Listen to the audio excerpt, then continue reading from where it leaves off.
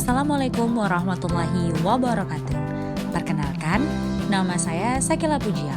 Saya adalah calon guru penggerak Angkatan 9 dari SMA Negeri 3 Sumbawa Besar yang terletak di Kabupaten Sumbawa, Nusa Tenggara Barat. Pada video kali ini, saya akan memaparkan mengenai nilai dan peran guru penggerak yang diawali dengan penjelasan mengenai trapesium usia.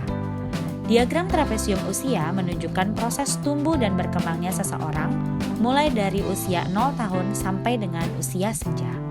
Berikut merupakan diagram trapesium usia yang telah saya buat. Mulai dari fase A, B, dan C.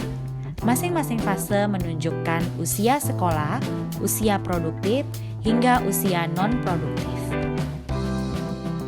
Selain itu, dalam diagram trapesium usia yang telah saya buat juga terdapat peristiwa penting yang ditandai dengan bulatan merah pada usia 11 tahun dan 17 tahun.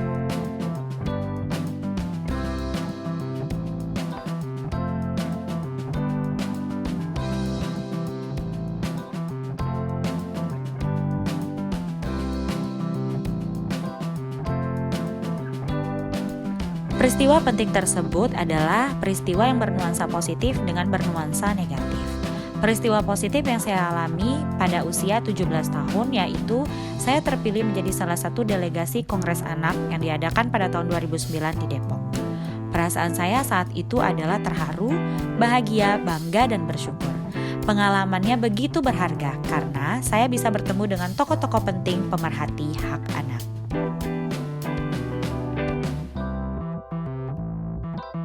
Sedangkan peristiwa yang bernuansa negatif terjadi pada saat usia saya menginjak 11 tahun. Saat itu saya kesulitan beradaptasi dengan teman dan cara belajar yang baru di sekolah yang baru. Sebelumnya saya termasuk anak yang bisa dikategorikan pintar karena memiliki ranking pertama dan berprestasi dalam seni suara.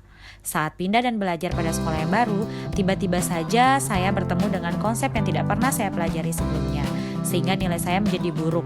Selain itu, saya kesulitan berbahasa karena aksen daerah yang dianggap aneh oleh teman-teman saya. Saat itu perasaan saya sangat sedih, marah, dan kecewa. Pada saat peristiwa positif dan peristiwa negatif terjadi, terdapat juga keterlibatan orang lain.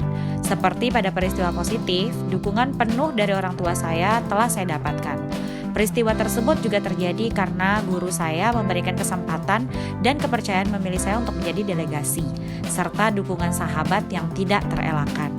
Pada peristiwa negatif, teman sebaya saya memberikan reaksi negatif saat saya berbicara, dan juga kebingungan saat menjawab soal di kelas. Dampak emosi yang saya rasakan pada peristiwa bernuansa positif adalah saya bisa merasakan emosi yang muncul seperti kepercayaan diri, optimisme, rasa ingin tahu yang berkembang, dan keinginan untuk menjadi yang terbaik. Sedangkan pada peristiwa bernuansa negatif, emosi yang timbul pada saat itu adalah marah, motivasi belajar yang menurun, menutup diri, dan takut mencoba hal yang baru. Semua momen tersebut masih teringat oleh saya karena memberikan kesan emosi yang mempengaruhi penguatan memori jangka panjang. Peristiwa positif dan negatif yang tervalidasi melalui perasaan atau emosi yang muncul membuat saya menjadi pribadi yang berbeda. Emosi positif memberikan pengaruh pada perubahan tingkah laku karya positif, begitu juga sebaliknya. Pelajaran hidup yang saya dapat peroleh dari penjelasan saya sebelumnya adalah saya belajar bahwa saat ini usia perkembangan siswa saya adalah masa penting dalam tumbuh kembangnya. Sebagai seorang guru, saya perlu memberikan pengalaman belajar untuk menimbulkan emosi positif sehingga dapat diingat dalam jangka panjang. Saya juga belajar pentingnya memperhatikan setiap jenis emosi yang dialami oleh seorang guru maupun siswa. Penting untuk mampu mengidentifikasi emosi yang dirasakan sehingga emosi tersebut dapat diolah dengan baik serta membawa dampak yang baik juga. Saya menyadari bahwa peran guru dalam dunia pendidikan tidaklah mudah.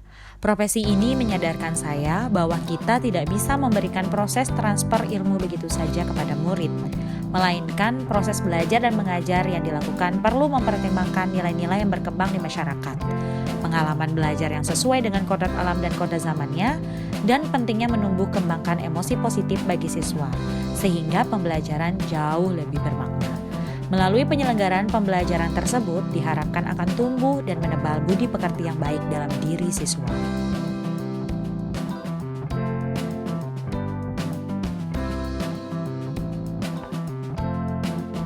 Sebagai seorang guru yang baik, saya juga perlu untuk melakukan refleksi terhadap nilai-nilai dalam diri saya atau disebut juga dengan personal value.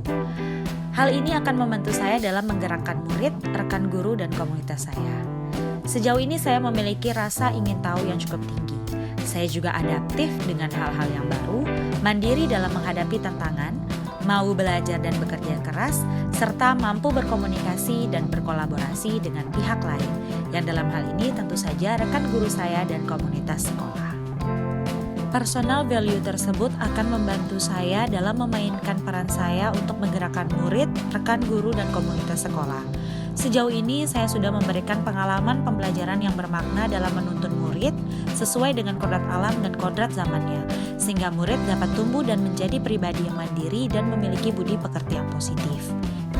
Dalam hal menggerakkan guru dan komunitas, saya juga ikut terlibat di berbagai kegiatan pembelajaran dan penyusunan program kurikulum yang membantu guru dalam menentukan arah pembelajaran yang sesuai dengan visi dan misi sekolah.